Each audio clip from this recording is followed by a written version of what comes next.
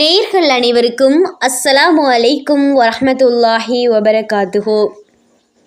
வைத்தியசாலையில் இருந்து ஒரு மனிதனின் உயிர் பெறுகின்ற காட்சியொன்று சிசிடிவியில் பதிவாகியுள்ளது. சுபஹானல்லாஹ். குல்லு நஃப்ஸின் தாயிகத்துல் மௌத். ஒவ்வொரு ஆத்மாவும் மரணத்தை சுவைத்தே தீரும். அதனை யாராலும் தடுத்து நிறுத்த முடியாது. எந்த நிலையிலும் எம்மை மரணம் சந்திக்க வரலாம். அதை சந்திப்பதற்கு நாம் அனைவரும் எந்த நேரமும் தயாராக இருக்க வேண்டும். நாம் பாவங்கள் அறிந்தோ அறியாமலோ செய்திருக்கக்கூடும். அதற்கு அல்லாஹ்விடத்தில் தௌபா செய்ய வேண்டும்.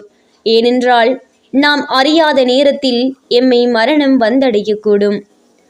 உலகில் பிறந்த ஒவ்வொரு மனிதனுக்கும் மரணம் என்பது நிச்சயமானது. உலகிலுள்ள எந்த தரப்பினரும் கருத்து வேற்றுமைக்கு இடமின்றி உறுதியாக ஏற்றுக்கொண்ட ஒரு விடயம் மரணம் மட்டுமே.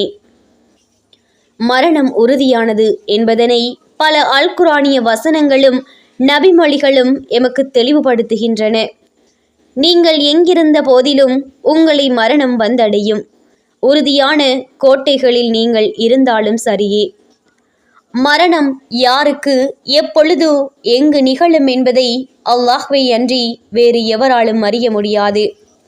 உலகிலுள்ள எவராலும் அறிந்து கொள்ள முடியாத 5 விடயங்களில் மரணமும் ஒன்றாகும்.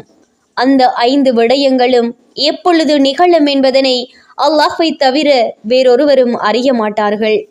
அல்லாஹ் தனது திருமறையில் கூறும்போது, மறுமை நாள் பற்றிய அறிவு அல்லாஹ்விடமே உள்ளது. அவன் மழையை இறக்குகின்றான். கருவறைகளில் உள்ளதை அவன் அறிகின்றான். நாம் நாளை சம்பாதிக்க உள்ளதை எவரும் அறிய மாட்டோம். தாம் எங்கே மரணிப்போம் என்பதையும் எந்த உயிரினமும் அறியாது. அல்லாஹ் நன்கறிந்தவன், நுட்பமானவன். அல்ஹம்துலில்லாஹ்.